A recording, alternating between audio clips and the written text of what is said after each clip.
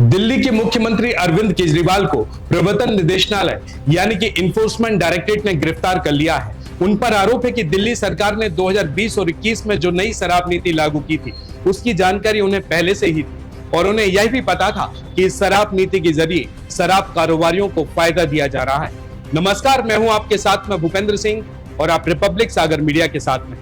दिल्ली के मुख्यमंत्री और शराब नीति के भ्रष्टाचार के आरोपी, नई धारा की राजनीति के ब्रांड एम्बेसडर, पूर्व नौकरशाह, कुछ भी हो सकता है। तो चलिए अरविंद केजरीवाल के इन सभी परिचय की अच्छे से चर्चा कर लेते हैं। 16 अगस्त 1968 को हरियाणा के हिसार में गोविंद राम केजरीवाल और गीता देवी के घर जन्मे अरविंद केजरीवाल को पहली बार पूरे देश ने तब जाना, वह मौका था अन्ना आंदोलन का। गांधीवादी अन्ना हजारे के नेतृत्व में केजरीवाल देश की पहली महिला आईपीएस अधिकारी किरण बेदी, वकील प्रशांत भूषण और कई गणमान्य नागरिक शख्सियतों के साथ दिल्ली के रामलीला मैदान में धरने पर बैठ गए।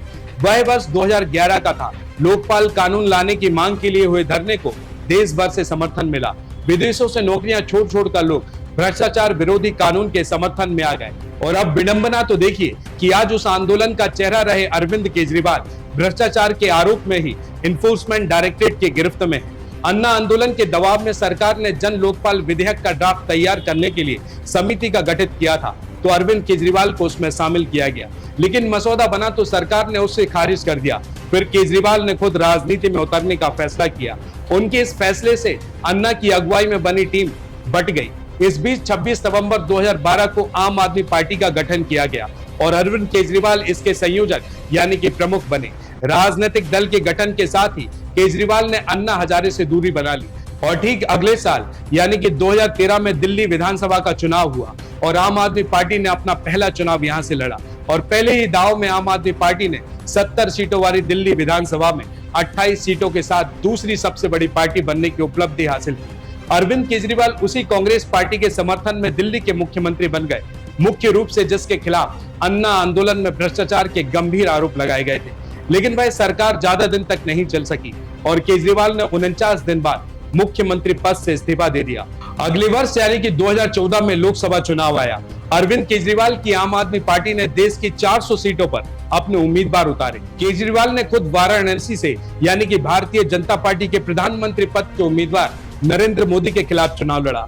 लेकिन वहां जबरदस्त पटकनी मिलने के बाद केजरीवाल ने अपना पूरा ध्यान दिल्ली पर केंद्रित किया। उन्हें इसका फायदा भी मिला। आम आदमी पार्टी ने 2015 के विधानसभा चुनाव में भारी जीत हासिल की। उसने 70 विधानसभा सीटों में से 67 विधानसभा सीटें जीती। लेकिन इस पार्टी में गुटबाजी शुरू हो गई। अप्रैल 2015 में पार्टी के संस्थापक सदस्य योगेंद्र यादव, प्रशांत भूषण और प्रोफेसर आनंद कुमार को आम आदमी पार्टी से निकाल दिया गया। आम आदमी पार्टी को दिल्ली विधानसभा में तो सफलता मिलती रही, लेकिन नगर निगम पर राज कर रही भारतीय जनता पार्टी को बेदखल करने के लिए उसे लंबा इंतजार करना पड़ा। भारतीय जनता पार्टी ने अप्रैल 2017 में लगातार तीसरी बार दिल्ली नगर निगम का चुनाव जीता। 2017 में केजरीवाल ने अपनी आम आदमी पार्टी को पंजाब विधानसभा में उतारा, लेकिन वहां भी कुल 117 विधानसभा सीटों में से 20 विधानसभा सीटें ही हासिल कर पाई। 2019 के लोकसभा चुनाव में केजरीवाल को फिर बड़ा झटका लगा, जब भारतीय जनता पार्टी ने फिर से दिल्ली की सभी 7 लोकसभा सीटों पर जीत हासिल की। लेकिन आम आदमी पार्टी के लिए ऐतिहासिक वक्त तब आया जब 10 मार्च 2022 को हुए पंजाब विधानसभा चुनाव में उसने 92 विधानसभाएं जीतकर सरकार बना ली। लेकिन उसे गोवा, गुजरात समेत अन्य प्रदेशों में खास सफलता नहीं मिली, जहां उसने बड़ी उम्मीदें पाल रखी थी। और इसी बीच 2022 के दिल्ली नगर निगम यानी कि एमसीडी में आम आदमी पार्टी ने पहली बार भारतीय जनता पार्टी को पराजित कर दिया। अरविंद केजरीवाल ने आईआईटी खड़गपुर से मैकेनिकल इंजीनियरिंग में ग्रेजुएशन की डिग्री हासिल की। उसके बाद उन्होंने 1989 में 3 साल तक टाटा स्टील में काम किया और 1992 में यूपीएससी परीक्षा देने के लिए उन्होंने यह नौकरी छोड़ दी। वो यूपीएससी में सफल हुए और इसके बाद भारतीय राजस्व सेवा यानी कि इंडियन रेवेन्यू सर्विसेज के अधिकारी बन गए। और ठीक इसके बाद यानी कि 12 अक्टूबर 2005 को पूरे देश में सूचना का अधिकार कानून लागू हुआ, तो अरविंद केजरीवाल सरकारी सेवा में थे। हालांकि उन्होंने मनीष सिसोदिया के साथ कबीर नामक एनजीओ का गठन कर लिया और इसके जरिए उन्होंने आरटीआई पर काम करना शुरू किया। कबीर ने जनता को अपने अधिकार, शासन प्रणाली की गड़बड़ियों से लड़ने के प्रति जागरूक करने का प्रयास किया। उसके बाद उनके प्रयासों की सराहना हुई और इसके बाद 2006 में अरविंद केजरीवाल को रमन मैग्सेसे पुरस्कार से सम्मानित किया गया।